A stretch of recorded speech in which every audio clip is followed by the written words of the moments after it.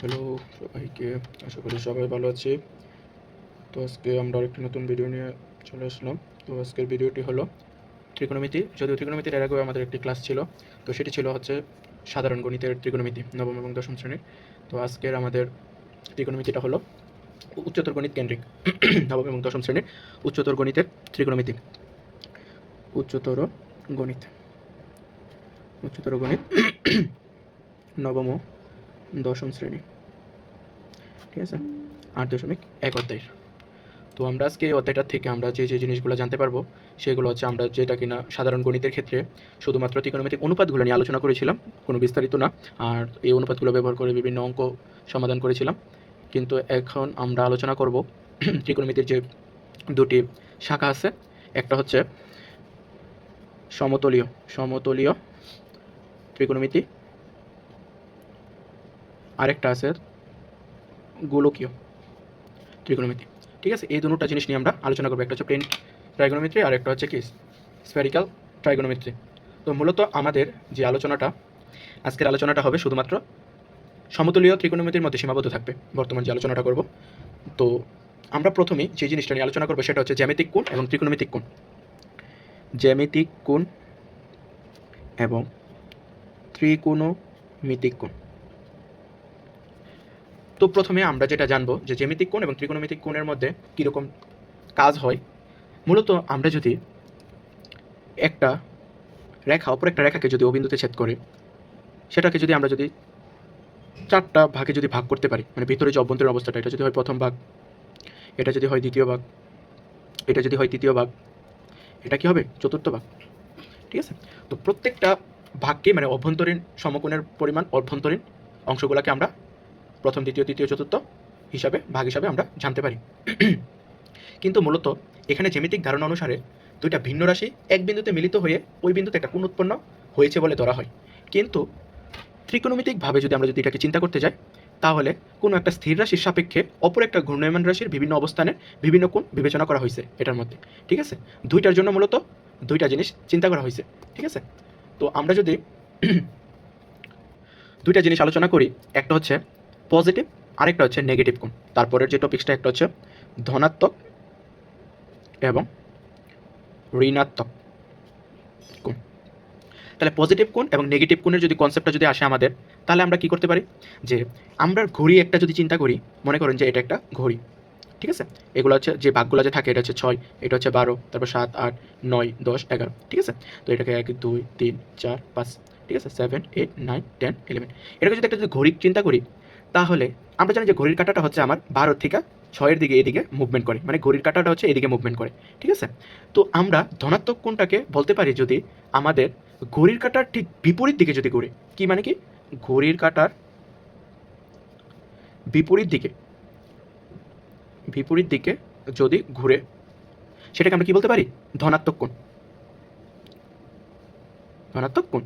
আর ঠিক যদি উল্টাটা হয়, মানে কি ঘড়ির কাঁটার দিকে যদি ঘুরে, মানে কি এই 12 থেকে 1, 2, 3, 4, 5, 6, তাহলে সেটাকে আমরা কি বলবো, ঋণাত্মক কোণ। তাহলে ঘড়ির কাঁটার দিকে ঘুরলে সেটাকে আমরা ঋণাত্মক কোণ বলতে পারি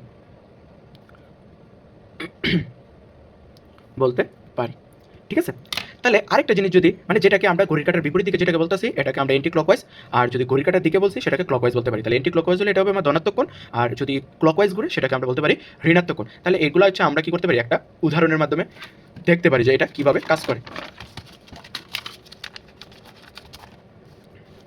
মনে করেন আমি একটা উদাহরণ নিতেছি যে 430 ডিগ্রি।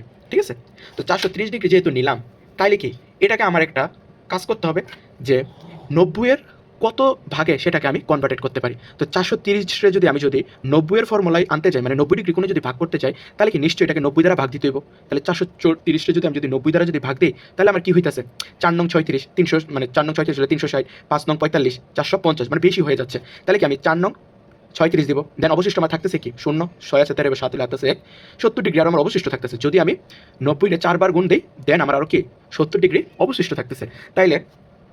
তাইলে আমি একটা কাজ করতে পারি যে আমি যদি একটা চতুর্ভাগ অঙ্কন করি, তাহলে এটা তো আমি জানি প্রথম, এটা আমার দ্বিতীয়, এটা আমার তৃতীয়, এটা আমার কি চতুর্থ চতুর্ভাগ। ঠিক আছে, তাইলে আমি কি বলছিলাম, যেহেতু এটা আমার কি ধনাত্মক ডিগ্রি, এটা আমার কি ধনাত্মক। তাহলে ধনাত্মক হলে কি আমার এন্টি ক্লকওয়াইজ ঘুরবে না, কারণ ঘড়ি তো আমরা জানি যে নর্মালি এভাবে ঘুরে, আর এন্টি ক্লকওয়াইজ কি এই উল্টা দিকে ঘুরবে না তখন, ঠিক আছে। এটা তো হচ্ছে কি ঘড়ির কাটার দিক, মানে নেগেটিভ হলে আমরা যেটা বলছিলাম যে ক্লকওয়াইজ, আর এন্টি ক্লকওয়াইজ মানে যখন পজিটিভ হবে আমাদের, ঠিক আছে। তাহলে কি 90-এর যদি 4টা ভাগে যদি আমি উল্টাভাবে ঘুরাই, তাহলে কি 1 2 3 4 ঘুরলো, দেন অবশিষ্ট কি 70 ডিগ্রি, তাহলে অবশিষ্ট 70 ডিগ্রি কি আরেকটু যাবে, কারণ পুরোপুরি 90টা না করলেও কি আমার 70 ডিগ্রি কি আরেকটু যাবে না, তাহলে কি এক্স্যাক্টলি আমার এই বাহুটা বরাবর হবে না আমার কোনটা, তাহলে আমার এই কোনটা কোথায় অবস্থান করতেছে, নিশ্চয়ই আমার প্রথম চতুর্ভাগে, ঠিক আছে। তাইলে আমার 430 ডিগ্রিকে কি আমি ঠিক এই চতুর্ভাগের মাধ্যমে আমরা কিন্তু ত্রিভুজীয় কোণটা বুঝাইতে পারছি সেটা কোন চতুর্ভাগে পড়বে, ঠিক আছে।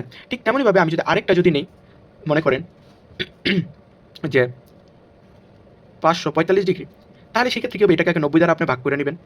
তো ভাগ করে যদি নেই 90 দ্বারা, তাহলে কি 5 নং 45, 6 নং কত 54, তাহলে 6 নং কত 54, মানে একদম কত 540, তাহলে বিয়োগ করলে কত পাইতেছি এক্সট্রা 5 পাচ্ছি। তাহলে কি 90-রে 6 দ্বারা গুণ করে আরও 5 ডিগ্রিকে এক্সট্রা যদি আমি করে দিই, তখনই কি পাচ্ছি আমি টোটালি 545 ডিগ্রি পেয়ে যাচ্ছি। তাহলে আমরা কি জানি এটা যেহেতু ধনাত্মক কোণ, তাহলে কি ঘড়ির কাটার বিপরীত দিকে, তাহলে এটা হচ্ছে আমার 90 ডিগ্রি, একবার 2 বার 3 বার 4 বার 5 বার, দেন হচ্ছে কি 6 বার, ঠিক আছে। 6 বার যেহেতু হয়েছে, আবার কি টোটালি 5 ডিগ্রি যাবে না, তাহলে আরেকটু আসবে। তাহলে কি আমি বলতে পারি না যে আমার এটা যদি প্রথম হয়, এটা যদি দ্বিতীয় হয়, এটা যদি তৃতীয় হয়, এটা কি চতুর্থ যদি হয়, তাহলে কি আমার 545 ডিগ্রিটা কি তৃতীয় চতুর্ভাগে অবস্থিত, ঠিক আছে। তাহলে তৃতীয় চতুর্ভাগে অবস্থিত। তো এটা তোমাদের এমসিকিউতে আসতে পারে যে দিয়ে দিবে যে 545 ডিগ্রি কোন চতুর্ভাগে অবস্থিত, এমসিকিউ বা ক নাম্বার বা সংক্ষিপ্ত তো আসতে পারে। তাহলে কি এটা আমরা এভাবে চতুর্ভাগ বা কোয়াড্রেন্ট হিসাবে আমরা কিন্তু বলে দিতে পারি যে কি এটা আমার তৃতীয় চতুর্ভাগে আছে। তো ঠিক এরকম যদি সিমিলারলি যদি আমরা আরেকটা ম্যাথ দেখি ঋণাত্মকের ক্ষেত্রে, আমার নেগেটিভ কোণের ক্ষেত্রে, ঠিক আছে। তো নেগেটিভ কোণ মানে কি -100 ডিগ্রি যদি আমি যদি প্রথম যদি একটা কল্পনা করি যে -100 ডিগ্রি দেওয়া আছে, তাহলে কি এটা কি আমার 1 × 90 ডিগ্রি কি আছে, 1 × 90 ডিগ্রি সাথে কি হবে 1 × 90 ডিগ্রি মানে কি -1 হবে না, যেহেতু এটা নেগেটিভ আছে তাই -1 × 90 ডিগ্রি যোগ কি 10 ডিগ্রি, তাই তো। আরে সরি 10 না, সরি মাইনাসের 10 ডিগ্রি, কারণ কি 90 ডিগ্রি সাথে কি আরও -10 ডিগ্রি করলে আমাদের কি আসতেছে, আমাদের -100 ডিগ্রি আসতেছে, ঠিক আছে। তাহলে আমরা যদি এটাকে যদি আমরা চতুর্ভাগে কল্পনা করি, তাহলে কি নেগেটিভের জন্য আমি কি বলছিলাম, অবশ্যই আমার কি হবে ঘড়ির কাটার দিকে ঘুরবে। তাহলে ঘড়ির কাটার দিকে কি একবার 90 ডিগ্রি আমি ঘুরাইছি, তো একবার 90 ডিগ্রি ঘুরে কি আরও 10 ডিগ্রি ঘুরবে, তাহলে কি আরেকটু যাবে, তাহলে কি আমার অলরেডি এটা এখানে মুভ করতে, তাহলে এটা যদি প্রথম হয়, এটা যদি দ্বিতীয় হয়, এটা যদি তৃতীয় হয়, এটা কি হবে চতুর্থ। তাহলে কি আমি বলতে পারি না যে আমার -100 ডিগ্রি কোথায় অবস্থিত, তৃতীয় চতুর্ভাগে অবস্থিত। যদি আমরা আরেকটা ব্যতিক্রম উদাহরণ করি যে 750 ডিগ্রি মাইনাসের, ঠিক আছে। তাহলে আমি নর্মালি 750কে আগে আমি যদি 90 দিয়ে ভাগ দিই, কারণ কি আমাদের প্রত্যেকটা চতুর্ভাগের মান কত 90 ডিগ্রি করে, তাহলে 90 দ্বারা যদি ভাগ দিই তাহলে কি হয় 7 নং 63, 8 নং 72, তার বেশি কিন্তু যায় না, 9 নং 81, 810 চলে যেতে, তাহলে 8 নং 72, তাহলে কি 720, তাহলে কি এটা টোটাল 30 এক্সট্রা থাকতেছে, তাহলে কি -8 × 90 ডিগ্রি মাইনাসের কি 30 ডিগ্রি, ঠিক আছে। তাহলে কি 8 নং 72 সাথে কি আরও যদি -30 করি, আমরা জানি মাইনাসে মাইনাসে হয় যোগ, চিহ্ন হয় কি বিয়োগ। তাহলে কি এই ক্ষেত্রে কি সেম আমি যদি একটা যদি কোয়াড্রেন্ট অঙ্কন করি, তাহলে কি এটা 8 বার ঘুরবে, 90 ডিগ্রি অতিক্রম করবে, তারপর কি -30 ডিগ্রি হবে, তাহলে 1 বার 2 বার 3 বার 4 বার 5 বার 6 বার 7 বার এই কি 8 বার, দেন আমার কি আরও -30 ডিগ্রি, আরও একটু -30 ডিগ্রি এদিকে আসবে। তাহলে আমি কি বুঝলাম, এটা যদি প্রথম হয়, এটা যদি দ্বিতীয় হয়, এটা যদি তৃতীয় হয়, এটা যদি চতুর্থ হয়, তাহলে আমার -750টা কোথায় আসতেছে, চতুর্থ কোয়াড্রেন্টে আসতেছে। তাহলে বুঝতে পারছো, যখন পজিটিভ হবে তখন আমরা প্রথম চতুর্ভাগ থেকে শুরু করব, আর যখন নেগেটিভ আসবে ঘড়ির কাটার দিকে, ঠিক তখন চতুর্থ কোয়াড্রেন্টের থেকে আমরা ঘোরানোটা শুরু করব, ঠিক আছে। এটা একটু মনে রাখতে হবে আমাদের পজিটিভ এবং নেগেটিভ চতুর্ভাগের ক্ষেত্রে, ঠিক আছে। মানে কোন চতুর্ভাগে আছে তা নির্ণয় করার জন্য এটা কিন্তু খুবই ইম্পর্টেন্ট, পরীক্ষায় আসার মতো যে চিত্রসহ কোন চতুর্ভাগে আছে এটা নির্ণয় করার জন্য বলতে হয়, ঠিক আছে। আমরা এখন যে কনসেপ্টটাতে যাব সেটা হচ্ছে আমাদের কোন পরিমাপের কনসেপ্টে, যে কোন পরিমাপের একক, পরিমাপের একক। তাহলে কোন পরিমাপের এককে যদি আমরা যদি কনসেপ্টে যদি যাই, আমরা কিন্তু প্রধানত এই ত্রিকোণমিতির ক্ষেত্রে, মানে সমতলীয় যে ত্রিকোণমিতিটা আছে এটার ক্ষেত্রে বা বৃত্তীয় যে ত্রিকোণমিতিটা আছে, আমরা নর্মালি এই কোণকে দুই ভাগে আমরা মানে নির্ণয় করতে পারি। একটা কোণ হচ্ছে তোমার ষাটমূলক, একটা কোণ হচ্ছে ষাটমূলক পদ্ধতি, আর আরেকটা যেটা আছে সেটা হচ্ছে কি বৃত্তীয় পদ্ধতি, ঠিক আছে। একটা হচ্ছে ষাটমূলক, আরেকটা কি বৃত্তীয় পদ্ধতি। ষাটমূলককে আমরা হেক্সাডেসিমাল সিস্টেম, আর হচ্ছে বৃত্তীয়টাকে সার্কুলার সিস্টেমও বলতে পারি, ঠিক আছে।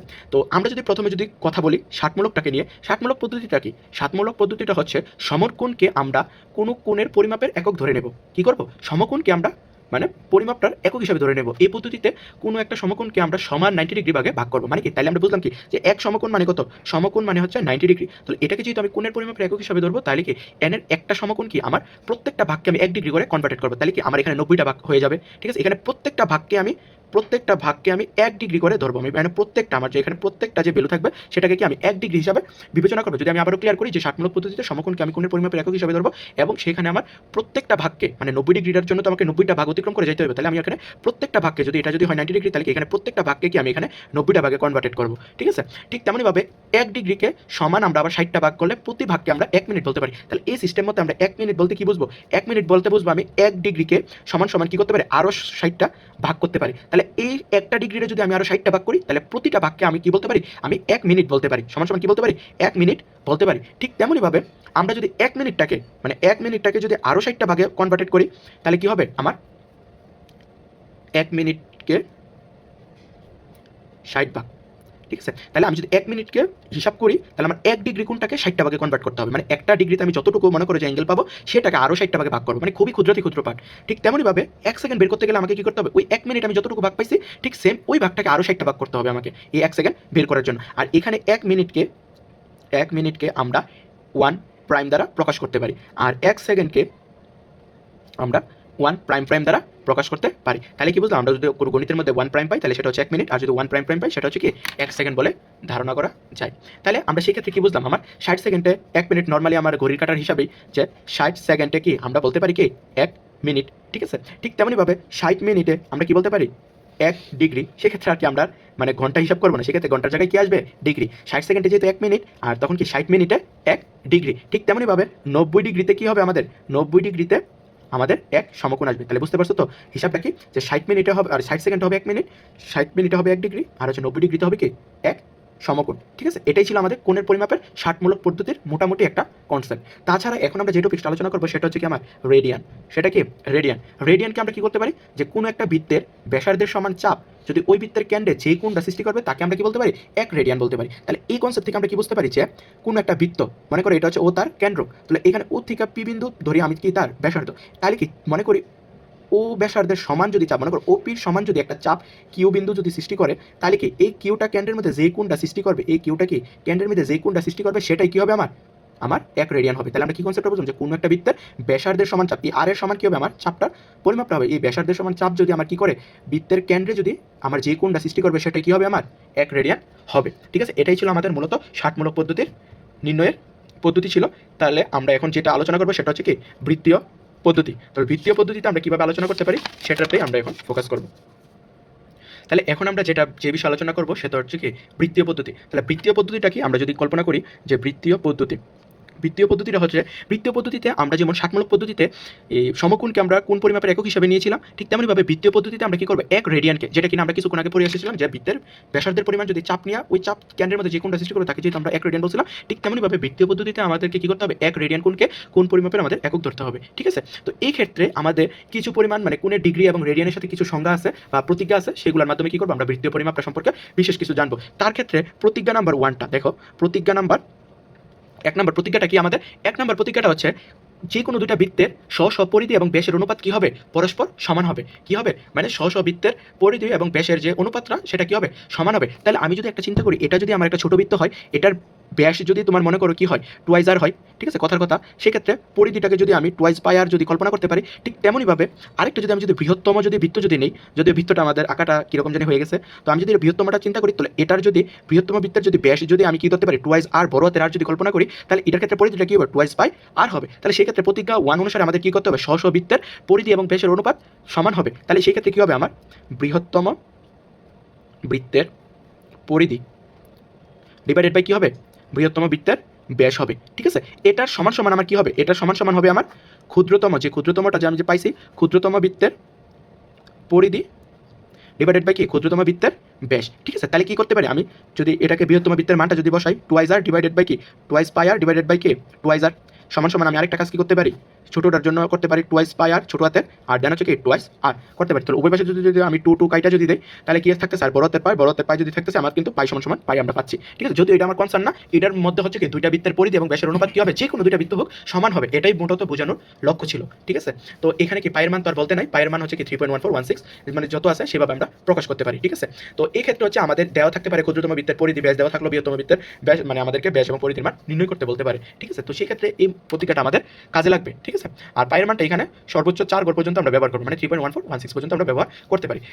তার মধ্যে আরেকটা আমাদের অনুসিদ্ধান্ত রয়েছে, সেটা হচ্ছে কি মানে প্রতীক একের আলোকে আমরা যদি বর্ণনা করতে পারি যে বৃত্তের যে পরিধি যে টুয়াইস পাই আর যে আসছে সেটা আমরা এখান থেকে প্রমাণ করে দিতে পারি। ঠিক আছে, কারণ কি দেখো তো আমরা এখানে যে পায়ের ভ্যালুটা যে পাইছি এটা কি আমরা লিখতে পারি না যে পরিধি সমান সমান ব্যাস, এই যে পরিধি সমান সমান কি মানে অনুপাত ব্যাস সমান সমান কি পাই বলতে পারি কিনা? তাহলে আমি এখানে পরিধি সমান সমান কি পাই ইন্টু ব্যাস বলতে পারি কিনা? তাহলে ব্যাসটাকে আমরা কি পাই ইন্টু টুয়াইস আর আকারে যে প্রকাশ করছি, তাহলে কি টুয়াইস পায়ার, আমরা যে পরিমাপের একক যে টুয়াইস পায়ার যে বলি সেটা এখন বুঝতে পারছি যে কীভাবে আসছে।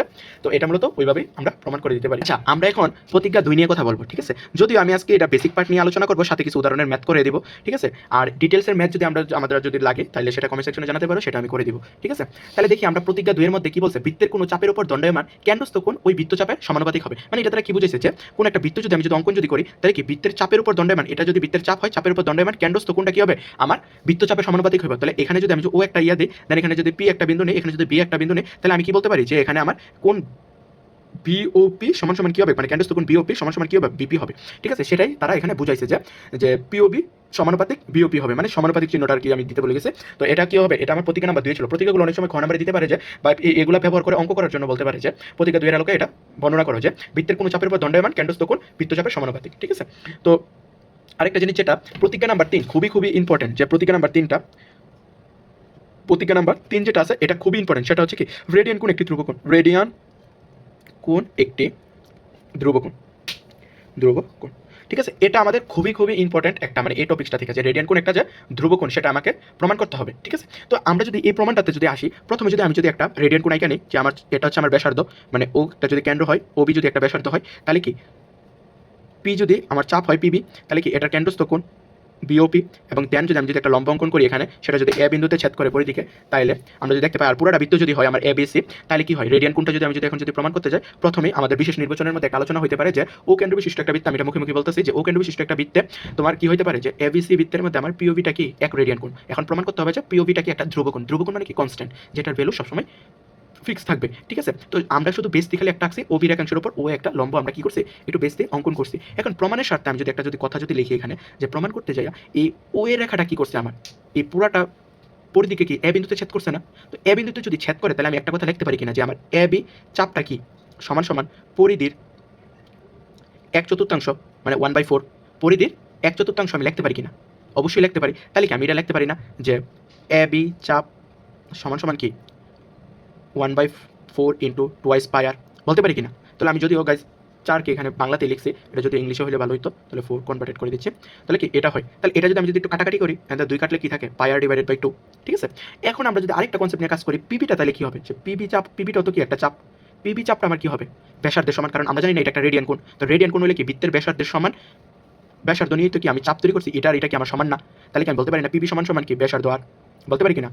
তাহলে ব্যাসার্ধ আর কিন্তু বলা যায়। তাহলে আমি কিন্তু প্রতিজ্ঞা 2 এর মধ্যে কিন্তু একটা জিনিস পড়ে আসছিলাম কি আমার রেডিয়ান কোণটা কি আমার চাপের সমানুপাতিক পড়ছিলাম। ঠিক আছে, তো রেডিয়ান কোণটা যদি আমার চাপের সমানুপাতিক হয়, আমি কি ওবি সমান সমান পিবি নিচ্ছি রেডিয়ান কোণ অঙ্কনের জন্য, এবং দেন ওবি সমান সমান কি এবি নিচ্ছি, তাহলে এই ক্ষেত্রে আমি একটা জিনিস লিখতে পারি না যে আমার পিবি চাপ ডিভাইডেড বাই হচ্ছে এবি চাপ সমান সমান পিবি চাপের রেডিয়ান কোণটা কি ছিল আপনাদের, কোণ হচ্ছে পিওভি ছিল, আর এবি চাপের রেডিয়ান কোণটা কি ছিল এওভি ছিল। ঠিক কিনা? তাহলে এখন যদি আমি যদি মানটা যদি জাস্ট বসাই দিই, বা কোণ পিওভি সমান সমান কি করতে পারি আমি পিওভি সমান সমান কি আমি একটা কাজ করতে পারি না যে পিভি চাপ ডিভাইডেড বাই হচ্ছে এবি চাপ ইন্টু কত কোণ এওবি বলতে পারি কিনা? তাহলে পিবি চাপের মানটা হাসিল জানি কত, আমাদের পিবি চাপটা ছিল আর এবি চাপটা কি এখান থেকে পাই আর ডিভাইডেড বাই 2 ছিল কিনা, ইন্টু এওবিটা কি ছিল আমার 90 ডিগ্রি ছিল কিনা? তাহলে এখানে r into twice divided by pi r কাটলে কি পাই বাই 2 ইন্টু কত 90 ডিগ্রি পাচ্ছি কিনা? আমি অবশ্যই আমি এখানে পাই বাই 2 ইন্টু কি 90 ডিগ্রি পাচ্ছি। তাহলে একটা জিনিস যদি একটু যদি আমি যদি লক্ষ্য করি, তাহলে সেই ক্ষেত্রে আমি কি দেখতে পাই এখানে, যে এখানে আমি একটা জিনিস দেখতে পাইতেছি, সেটা হচ্ছে কি আমাদের একটু হিসাবে একটু ইয়ে হয়েছে, উপরে 2 যাবে, 2 ডিভাইডেড বাই পাই হবে। ঠিক আছে, এই জায়গাটার মধ্যে তো 2 ডিভাইডেড যদি পাই যদি হয়, তাহলে কি এখানে আমি যদি একটু সুন্দর করে লিখি যে 2 divided by pi into 90 degree, তাহলে একটা জিনিস আপনারা বলুন তো এখানে কি পাইয়ের মানটা কি ফিক্স না 3.1416, দেন 90 ডিগ্রি কি সমকোণ, এটাও তো ফিক্স, মানে দুটোই তো কি ধ্রুবরাশি। আপনি চাইলে কি সমকোণ 90 ডিগ্রির বেশি বলতে পারবেন? অবশ্যই বলতে পারবেন না। এবং কি পাইয়ের মানকে আপনি চাইলে কি 3.14 না বললে কি 4 পয়েন্ট সামথিং বলতে পারবেন? অবশ্যই বলতে পারবেন না। তো সেক্ষেত্রে এই দুটো রাশি যেহেতু ফিক্স, তাহলে কি আমি বলতে পারি না যে আমার এই যে পিওবি যে রেডিয়ান কোণটা আছে, তাহলে কি সেটা একটা ধ্রুবকোণ বলা যায় কিনা? কারণ যেহেতু এই দুটোটা মান কি ধ্রুব, আর এক্স্যাক্টলি এই দুটোটা মানের উপরে কি আমার এই পুরাটা মেজারমেন্ট নির্ভর করতেছে না। তো এই পুরোটা মেজারমেন্ট যেহেতু এটার উপরেই ডিপেন্ডেন্ট করতেছে, তাহলে কি আমি বলতে পারি না এই দুটোটা যেহেতু ধ্রুব, তাহলে কি পিওভি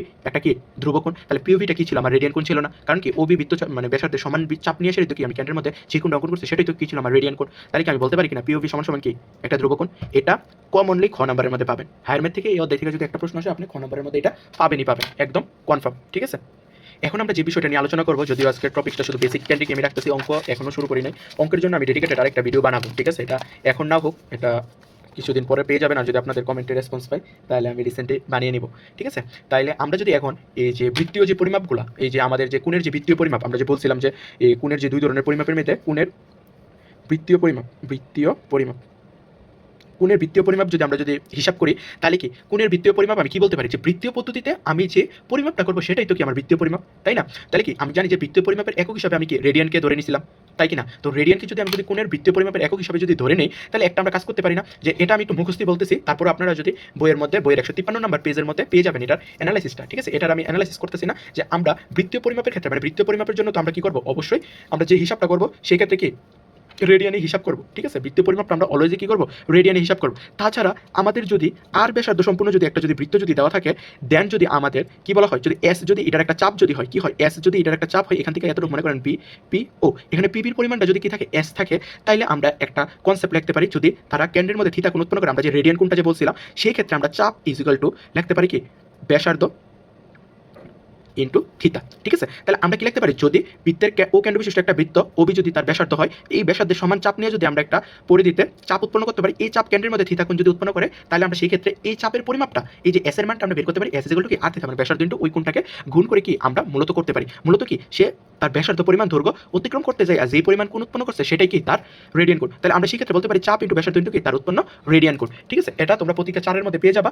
এই অঙ্কর এই সূত্রটা ব্যবহার করে কি করবো, আমরা সবসময় অঙ্ক সলভ করবো। আর এখানে একটা কনসেপ্ট মাথায় রেখো, থিতাটা অলওয়েজই রেডিয়ানে কনভার্ট করে নিতে হবে, রেডিয়ানে কনভার্ট করে নিতে হবে, অবশ্যই রেডিয়ানে নিতে হবে। এটা হচ্ছে খুবই খুবই খুবই খুবই ইম্পর্টেন্ট একটা টপিক্স, যে মাথায় রাখার মতো, যে কিভাবে আমি থিতাটাকে কোন কোণে নিব। এটা তো সবসময় ডিগ্রিতে দেওয়া থাকতে পারে বা ষাটমূলক পদ্ধতিতে দেওয়া থাকতে পারে, আর এটাকে কনভার্টেড করে অবশ্যই আমরা কি করবো, রেডিয়ানে নিতে হবে। এখন আমরা যেটা জানবো সেটা হচ্ছে রেডিয়ান এবং কি ডিগ্রি পরিমাপ সম্পর্কে আমরা জানবো। ঠিক আছে, কোণের রেডিয়ান এবং ডিগ্রি, রেডিয়ান এবং ডিগ্রি কোণের পরিমাপটা আমরা জানবো। তাহলে এখানে রেডিয়ান এবং যদি ডিগ্রি কোণের পরিমাপটা যদি আমরা জানতে চাই, তাহলে কি আমি নর্মালি কিন্তু পড়ছিলাম কি, আমি নর্মালি পড়ছিলাম যে আমার এক রেডিয়ান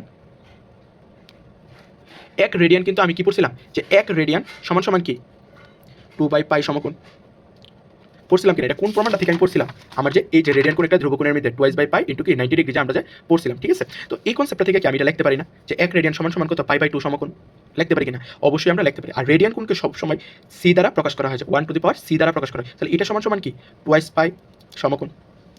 আর সবসময় মাথায় রাখবেন সমকোণের পরিমাপের ক্ষেত্রে এই পাইকে আমরা 3.1416 আকারে কিন্তু কাউন্ট করবো। এটা কিন্তু অনেক সময় অনেকে ভুল করে, যে অনেকে এটাকে 180 ডিগ্রি ধরে করে ফেলে, কিন্তু এটা 180 ডিগ্রি হবে না, এটা 3.1416 হবে। তাহলে সেই ক্ষেত্রে আমরা একটা কাজ করতে পারি না, এই সমকোণটাকে যদি আমরা এক পাশে রাখি, এটাকে যদি আদার্স অন্য পাশে যদি কনভার্টেড করে দেয়, এটা আমরা এইভাবে লিখতে পারি না, যে এক সমকোণ সমান সমান কি পাই/2 রেডিয়ান করা যায় কিনা, এটাকে এই দিক টানলে পাইটা উপরে উঠে যাবে, এই টুটা নিচে নেমে যাবে না, এই জায়গাটাকে যদি আমি এই দিকে আনি, ঠিক কিনা? তাহলে তা যদি হয়, তাহলে আমরা এক সমকোণ মানে কত ডিগ্রি জানি, 90 ডিগ্রি জানি। তাহলে এই 90 ডিগ্রিকে কি আমি পাই/2 রেডিয়ান আকারে কি বলতে পারি কিনা? তাহলে 90 ডিগ্রি মানে কি ছিল আমার জন্য 1 ডিগ্রি। তাহলে 90 ডিগ্রি সমান সমান যদি 1 ডিগ্রি হয়, তাহলে আমি এটা কি করতে পারি, 90 দ্বারা কি করতে পারি, ভাগ করে দিতে পারি। মানে 90 ডিগ্রি সমান সমান যদি এটা হয়, তাহলে 1 ডিগ্রি সমান সমান কি হবে, 90 দ্বারা এটা গুণ হয়ে যাবে। তাহলে কি হবে, pi into 2 into 90 degree into radian, ঠিক কিনা? তাহলে পাই ডিভাইডেড বাই 180 কি হবে, রেডিয়ান। তাহলে আমরা কি বুঝলাম, যে ডিগ্রি থেকে রেডিয়ানে নিতে গেলে আমাকে ওই ডিগ্রিটাকে কি করতে হবে, ওই ডিগ্রিটাকে আমাকে পাই/180 দ্বারা কি করতে হবে, গুণ করতে হবে। কোনো একটা ডিগ্রিকে যদি আমি রেডিয়ানে কনভার্ট করতে চাই, তাহলে আমাকে কি করতে হবে, অবশ্যই পাই/180 দ্বারা গুণ করতে হবে। আর যদি কোনো একটা রেডিয়ানকে যদি আমি ডিগ্রিতে নিতে চাই, ডিগ্রিতে তো আমি রেডিয়ানে নিলামই, ঠিক আছে, আমি যদি কোনো একটা রেডিয়ানকে ডিগ্রিতে কনভার্ট করতে চাই, তাহলে কি করতে হবে, আমাকে এটা উল্টা কাজটা করতে হবে, 180 ডিভাইডেড বাই পাই ডিগ্রি দ্বারা কি করতে হবে, গুণ করতে হবে। ঠিক আছে, তাহলে আমরা কি বুঝলাম, যে কোনো একটা ডিগ্রি থেকে যদি আমি রেডিয়ানে কনভার্ট করতে চাই, পাই/180 দ্বারা আমি কি করবো, গুণ করবো। আর কোনো একটা রেডিয়ান থেকে যদি আমি ডিগ্রিতে কনভার্ট করতে চাই, 180 ডিভাইডেড বাই পাই দ্বারা কি করতে হবে, আমাকে ওই রেডিয়ানটাকে গুণ করতে হবে। ঠিক আছে, তাহলে আমরা বুঝতে পারলাম যে কীভাবে রেডিয়ান থেকে একটা ডিগ্রিতে কনভার্ট করতে হয়, আর একটা ডিগ্রি থেকে কীভাবে রেডিয়ানে কনভার্টেড করতে হয়। ঠিক আছে, তাহলে দেখো আমরা একটা উদাহরণের মাধ্যমে কি করবো, আমরা একটা উদাহরণের মাধ্যমে সেটাকে আমরা সলভ করে দেখবো। ঠিক আছে, একটা উদাহরণের মাধ্যমে যদি আমরা সলভ করি, মনে করো যে আমি যদি এখানে যদি করি যে 30 ডিগ্রি আমাকে বলে দিল এটাকে রেডিয়ানে নেওয়ার জন্য, কিসে নেওয়ার জন্য, রেডিয়ানে। ঠিক আছে? যদি 30 ডিগ্রিকে আমি যদি রেডিয়ানে কনভার্ট করতে চাই তাহলে কি একটা কাজ করতে হবে না? আমি কি বলছিলাম, ডিগ্রি থেকে রেডিয়ানে নিতে গেলে তোমাকে কি করতে হবে, পাই বাই 180 দ্বারা গুণ করতে হবে। তাহলে 30 গুণ পাই বাই কি 180, তাহলে এটা দ্বারা তুমি এটাকে কাটো, কত আসে 6।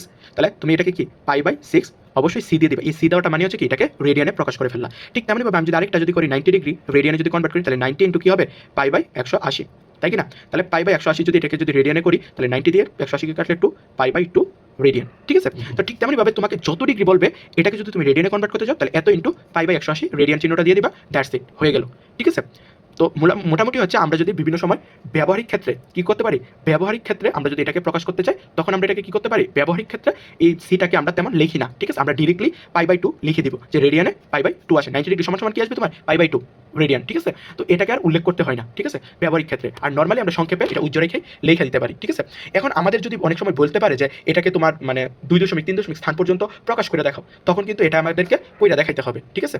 তো আমাদের যদি বলে 2 থেকে 3 গড় পর্যন্ত মান ব্যবহার করে দেখার জন্য তাহলে কিন্তু কি করতে পারি, আমরা কিন্তু ক্যালকুলেটরটা ব্যবহার করতে পারি। তো ক্যালকুলেটরের মাধ্যমে আমি কি করব, যে আমাদের যে 90 ডিগ্রি সমান সমান কি পাই বাই 2 আসছিল, তো সেক্ষেত্রে কি পাইয়ের মান 3.1416 তুলে ডিভাইডেড বাই আমরা কি করে দেবো, 2 করে দেবো। তাহলে এটা যে যতটুকু ভ্যালু আসবে তো ওইটা কিন্তু আমরা লিখে দেবো। তাহলে এটার ভ্যালুটা কত আসছে, এটার ভ্যালুটা যদি আমরা যদি দেখি 1.5708 আসছে। ঠিক আছে? যতক্ষণ পর্যন্ত বলবে ততক্ষণ পর্যন্ত আমরা লিখে দিতে পারবো। ঠিক তেমনিভাবে এই ডিগ্রিটাকে, এটা তো কি আমি যেটা পাইলাম মানে এটা নর্মালি কি আমি নর্মালি এটা আমি পাইছি কিন্তু কি রেডিয়ানে পাইছি, এটা কিসে পাইছি আমি, রেডিয়ানে পাইছি। ঠিক আছে? তাহলে আমাকে যদি এখন যদি তারা যদি বলতো যে এটাকে মানে একটা রেডিয়ানের যদি ভ্যালু দেওয়া থাকতো, মনে করো যে আমাকে তারা যে মানে রেডিয়ানে যে পাইলাম, আর নর্মালি যদি আমাদের যদি রেডিয়ানে কোনো একটা মান দেওয়া থাকে, মনে করো যে 1 রেডিয়ানের মান বের করতে বলো, তোমাকে 1 রেডিয়ানের মান বের করতে বলো, এটা তো হচ্ছে 1 রেডিয়ান, তাই না? তাহলে এটাকে যদি আমাদেরকে ডিগ্রিতে কনভার্ট করতে বলতো যে ডিগ্রিতে কনভার্ট করো, তো ডিগ্রিতে যদি আমি কনভার্ট করতে পারতাম তাহলে কি জানি আমি 1 রেডিয়ান সমান সমান কি জানি, এটার উল্টাটা পাই বাই 180 উল্টাটা হবে কি হবে, 180 বাই পাই হবে।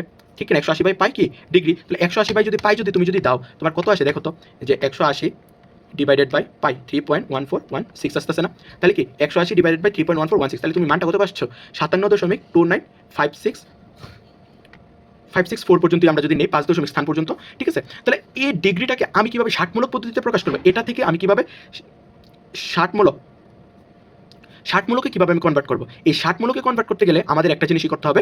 ষাটমূলক বলতে কি বুঝেছি আমি, ষাটমূলকটা মনে আছে কিনা, অনেকক্ষণ আগে পড়াইছিলাম। ষাটমূলকটা মানে হচ্ছে ডিগ্রি, মিনিট, সেকেন্ড। ঠিক আছে? এই তিনটা টাইপসে প্রকাশ করতে কারণ কি এখানে তো ডিগ্রিটা কি হয়ে গেছে আমার 57.22956 ডিগ্রি চলে আসছে। তাহলে এটা থেকে যদি আমি যদি কি করতে চাই, আমার এটাকে যদি আমি মিনিট সেকেন্ডে কনভার্ট করতে চাই, দেখো ক্যালকুলেটারে কীভাবে শর্টকাটে করা যায়। ক্যালকুলেটারে যদি আমি একটা কাজ করি, এটার যে আমি ভ্যালুটা যে পাইলাম না, এই ভ্যালুটাকে যদি আমি এরকম ডিগ্রি, মিনিট, সেকেন্ড এই চিহ্নটার মধ্যে যদি আমি যদি টিপ দিই, মানে এই বাটনটার মধ্যে, তাহলে কিন্তু অটোমেটিকলি সে আমাকে কনভার্টেড করে দেবে। কনভার্টেড কি 57.17 মিনিট 44.32 সেকেন্ড। ঠিক আছে? এটা কিন্তু অটোমেটিকলি ক্যালকুলেটারে আমাকে করে দিচ্ছে। এখন আমরা যেটা জানবো যে ক্যালকুলেটার ছাড়া তুমি কিভাবে এগুলারে নর্মালি রেডিয়ানে প্লাস হচ্ছে বা সেকেন্ডে কিভাবে প্রকাশ করতে পারো। ঠিক আছে? আমরা 2 ধরনের প্রসিডিউর জানবো। আজকের ক্লাসটা আমি এখানেই রাখবো, মানে 2 ধরনের প্রসিডিউর দেখিয়ে, তো দেখি আমরা লাস্টে মানে 2টা পদ্ধতি কিভাবে করা যায়, মানে উদাহরণ 2টা আমরা ফলো করবো। যে কোন নাম্বারের মধ্যে একটা যদি উদাহরণ যদি তোমাকে বলে দেয় যে 30 ডিগ্রি 12 মিনিট 36 সেকেন্ড, ঠিক আছে, কে রেডিয়ানে প্রকাশ করো, রেডিয়ানে প্রকাশ। ঠিক আছে? আর কোনো কিছু বললো না যে এত ডিগ্রি, এত মিনিট, এত সেকেন্ডকে রেডিয়ানে প্রকাশ করো। তাইলে কি করবো, আমরা নর্মাল লজিক আমরা পড়ছিলাম না 90, যদি আমরা যদি ষাটমূলক পদ্ধতিতে যদি 90 ডিগ্রিকে আমরা যদি কোন পরিমাপের একক হিসাবে চিহ্নিত করি, তাহলে কি প্রতি ডিগ্রি কি হবে তার মূলত পরিমাপের একক হবে, প্রতিটা কি হবে, প্রতিটা ডিগ্রি কি হবে তার পরিমাপের একক হবে। তাই তো আমরা পড়ছিলাম ষাটমূলক পদ্ধতিতে। ঠিক তেমনিভাবে মানে প্রতিটা 90 ভাগে বিভক্ত করলে প্রতি ডিগ্রিকে আমরা ধৈর্য ধরে কাজ করবো, তাহলে কি প্রতি ডিগ্রি সমান কি হবে আমার 60 মিনিট হবে। ঠিক তেমনিভাবে প্রতিটা মিনিটকে যদি আমরা 60টা ভাগে ভাগ করি তাহলে প্রতিটা ভাগ আমার কি হবে 1 সেকেন্ড হবে। পড়ছি কিনা? তো পড়লে আমরা কিন্তু একটা জিনিস কিন্তু পড়ে আসছি যে আমার 60 সেকেন্ডে কি 1 মিনিট, ঠিক তেমনিভাবে 60 মিনিট সমান কি 1 ডিগ্রি, আর ঠিক তেমনিভাবে 90 ডিগ্রি সমান কি 1 সমকোণ। ঠিক আছে? That's it. এই পার্টটারে কাজে লাগাইয়া আমরা এখন এই প্রশ্নটাকে সলভ করব। তাহলে দেখি যদি আমি প্রথমে যেটা আছে 30 ডিগ্রি 12 মিনিট, ঠিক এখন 36টাকে আমি মিনিটে প্রথমে কনভার্ট করবো। সবসময় মনে রাখতে হবে পিছন থেকে কাজ করে আমাদের সামনে আসতে হবে, কারণ কি সেকেন্ড হচ্ছে সবচেয়ে ছোটো, তারপর মিনিট, তারপর কি ডিগ্রি। তাহলে আমরা যেহেতু ডিগ্রিতেই আসবো, ডিগ্রিতে আসলে না আমরা যে ডিগ্রি থেকে রেডিয়ানের যে একটা ইকুয়েশন পড়ছিলাম যে 1 ডিগ্রি সমান কি 180 বাই পাই রেডিয়ান, তাহলে কি সেটা আমরা এখানে অ্যাপ্লাই করতে পারবো। তো সেই জন্য আমাদেরকে কি করতে হবে, সেকেন্ডটাকে আগে মিনিট বানাতে হবে, মিনিটটাকে ডিগ্রি বানিয়ে দেন আমাদের কাজ করতে হবে। তাহলে একটা জিনিস যদি তোমরা যদি এখানে যদি লক্ষ্য যদি করি, দেখো তো যে নর্মালি এই 36কে যদি আমি যদি মিনিট মানে মিনিটে কনভার্ট করি, তাহলে কি এটাকে কি করতে হবে, আমাদের 1/60 দ্বারা কী করতে হবে, ভাগ করতে হবে না? তাহলে 1/60 দ্বারা যদি আমি যদি ভাগ যদি করি এটাকে 30 ডিগ্রি 12 মিনিট ইন্টু কি 36/60 কী করতে পারি, এটাকে 36/60 কি মিনিট করতে পারি না? এটাকে করা যায় কি না?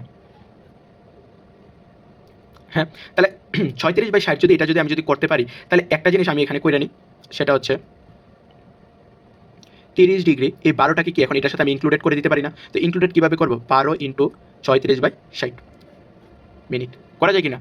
অবশ্যই করা যাইতেছে। তো এটা যদি অবশ্যই করা যায় তাহলে কি 30 ডিগ্রি এখানে যদি আমি কাইটা যদি দিই 5 12 60, তাহলে গুণ 36/5 গুণ 1/60 দিলে কি এই পুরাটা কি আমার ডিগ্রিতে কনভার্টেড হয়ে যাচ্ছে না? কারণ আমরা তো এখানে পড়ছি না 60 দ্বারা যদি এটাকে ভাগ দেই সেকেন্ড থেকে মিনিটে, দেন আবার মিনিটটাকে যদি 60 দ্বারা ভাগ দেই মিনিট থেকে কি ডিগ্রিতে কনভার্টেড হয়ে যাচ্ছে। ঠিক তেমনইভাবে কি আমরা এখন যদি সবটা যদি হিসাব যদি করি ক্যালকুলেটারে কত আসতেছে, একটা জিনিস যদি লক্ষ্য যদি করি যে এখানে কত আসতেছে 30 গুণ 36, ঠিক আছে, ডিভাইডেড বাই কত 300, 60 গুণ 5 300, তাহলে আমরা কত পাচ্ছি 18/5, তাই কি না?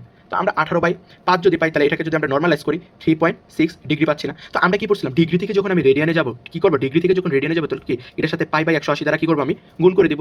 সবসময় ডিগ্রি থেকে রেডিয়ানে যেতে গেলে ওই ডিগ্রিটাকে π/180 দ্বারা ভাগ করতে হবে, আর সরি গুণ করতে হবে। আর যদি আমরা ডিগ্রি থেকে রেডিয়ানে যাই তাহলে কি করতে হবে 180/π দ্বারা গুণ করবো। তাহলে 3.6 এর যদি এটা দ্বারা দাও ইন্টু পায়ের মান 3.1416, দেন হচ্ছে ভাগ যদি দাও 180 দ্বারা তাহলে কত পাইতেছি আমরা সেই ক্ষেত্রে 0.0528 কী পাইতেছি রেডিয়ান পাচ্ছি না, ঠিক না? π/, এটা দ্বারা দিলে কত পাইতেছি 0.0528 কে রেডিয়ান আমরা এখান থেকে পাইতেছি। তাহলে কি আলটিমেটলি এটাই কি হবে আমার আনসার হবে। তাহলে বুঝতে পারছো যদি 60মূলক পদ্ধতিতে ডিগ্রি মিনিট সেকেন্ড থাকে এটা থেকে কীভাবে তুমি রেডিয়ানে কনভার্ট করবা, অবশ্যই এভাবে। আর সবসময় আমাদের মানে যদি কোনো কিছু এই টাইপসের অঙ্কগুলো করতে হয় সবসময় আমাদেরকে রেডিয়ানে মান নিয়ে করতে হবে, ডিগ্রিতে মান নিয়ে করলে সঠিক উত্তরটা আমরা পাবো না, ঠিক আছে? তাহলে আরেকটা জিনিস যদি আমরা যদি বলি যে আমাদের খ নাম্বার একটা এক্সাম্পলের মধ্যে দিছে যে 3i/π divided by 13k degree minute সেকেন্ডে রূপান্তর, ঠিক আছে? ডিগ্রি মিনিট সেকেন্ডে কি রূপান্তর করতে বলছে। তাহলে যদি আমি এটাকে যদি ডিগ্রি মিনিট সেকেন্ডে রূপান্তর করতে চাই তাহলে এটাকে অলরেডি আমার রেডিয়ান্টে দেওয়া আছে বুঝে নিতে হবে 3i/13। তাহলে এটাকে যদি রেডিয়ানে দেওয়া থাকে রেডিয়ান থেকে ডিগ্রিতে নিতে গেলে আমি কি বলছিলাম যে এটার উল্টাটা করতে হবে যে 180/π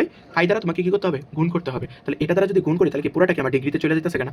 তাহলে এটা যদি পুরাটা যদি এভাবে যদি ডিগ্রিতে যদি চলে যায় ব্র্যাকেটে কিন্তু চাইলে লিখে দিতে পারে যে 1 রেডিয়ান সমান সমান কত 180/π ডিগ্রি, ঠিক আছে? এটা লিখে দিলে ভালো, না লিখলেও কোনো সমস্যা নাই। দেন হচ্ছে তাহলে আমি যদি এটা যদি পুরোপুরি যদি গুণ যদি দিয়ে দিই তাহলে আমি গুণ দিলে কত পাচ্ছি দেখি তো 3 ইন্টু 3.1416, ঠিক আছে, গুণ হচ্ছে 180, ঠিক আছে, ভাগ করলে দেন ডিভাইডেড বাই 3.1416 ইন্টু কত 30, তাহলে আমরা কত পাচ্ছি 540/13 পাচ্ছি। কত পাচ্ছি 540/13 পাচ্ছি। একটা কাজ কিন্তু এখানে পাই কাইটা দিলেও কিন্তু হইতো, এত ইকুয়েশন আমরা বড় হইতো না, ঠিক আছে? তাহলে এত কি ডিগ্রি পাইছি না? তো সবসময় মনে রাখবা ডিগ্রি পাইলে এটাকে যদি আমরা নর্মাল ভ্যালু করি তাহলে অনেকগুলো পয়েন্ট আসছে না?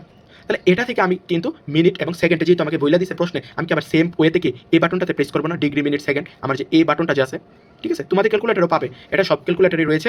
তো যাদের 3 লাইন ডিসপ্লে ক্যালকুলেটার আছে এগুলোতে ডিরেক্টলি এই বাটনটা পাবে। তো এই বাটনটাতে যখন আমি প্রেস করবো আমি কত পাইছি দেখো তো 41 ডিগ্রি 32 মিনিট 18 ইন্টু কত 46 সেকেন্ড, ঠিক আছে? তাহলে নর্মাল কিন্তু কি আমাদের এই আনসারটা এভাবে কি করতে হবে দিয়ে দিতে হবে, ঠিক আছে? তাহলে মূলত আমরা কি বুঝলাম যে আমরা যদি মানে রেডিয়ান থেকে ডিগ্রিতে কীভাবে কনভার্ট করবো আর ডিগ্রি থেকে কীভাবে রেডিয়ানে কনভার্ট করবো, তোমাদের বইয়ে এরকম আরও অনেক উদাহরণ রয়েছে বা আরও অনেক মানে অনুশীলনীতে রয়েছে, তোমরা চাইলে এটা সমাধান করতে পারো, ঠিক আছে? তো আজকে এই পর্যন্তই, আশা করি সবাই ভালো থাকবে।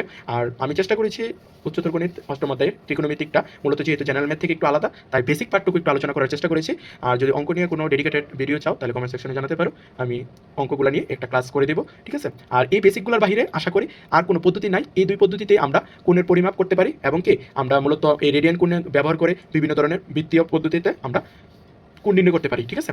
যেমন এটাতে ষাটমূলক এবং বৃত্তীয় দুই পদ্ধতি রয়েছে। তো এই দুই পদ্ধতির বাইরে মোটামুটি আর কোনো পদ্ধতিতে হিসাব করা হয় না। আর প্রতিজ্ঞা যে 4টা রয়েছে এই 4টা ব্যবহার করে তুমি মানে এই অঙ্কগুলো সলভ করতে পারবে, ঠিক আছে? প্রতিজ্ঞা 4টা না সরি 5টা রয়েছে, এই 5টা ব্যবহার করে কি মূলত এগুলো কি সলভ করতে পারবে। আর সবচেয়ে বেশি যেটা ইম্পর্টেন্ট সেটা আমাদের মাথায় রাখতে হবে যে ডিগ্রি থেকে রেডিয়ানে নিতে গেলে π/180 দ্বারা গুণ করতে হবে, আর রেডিয়ান থেকে ডিগ্রিতে যদি আমি যাইতে চাই 180/π দ্বারা গুণ করে দিতে হবে, তাহলে দ্যাটস ইট। আর এখানে তুমি যত কোণ নিয়ে আলোচনা করবে না কেন সবগুলোকে তোমাকে রেডিয়ানের হিসাবে করতে হবে। ডিগ্রি থাকলে এটাকে রেডিয়ানে নিতে হবে, আর যদি রেডিয়ানে দিয়ে দেয় তাহলে তো ভালোই, ঠিক আছে? আর এই টপিক্সটার মধ্যে রেডিয়ান কোণটা খুবই ইম্পর্টেন্ট, ঠিক আছে?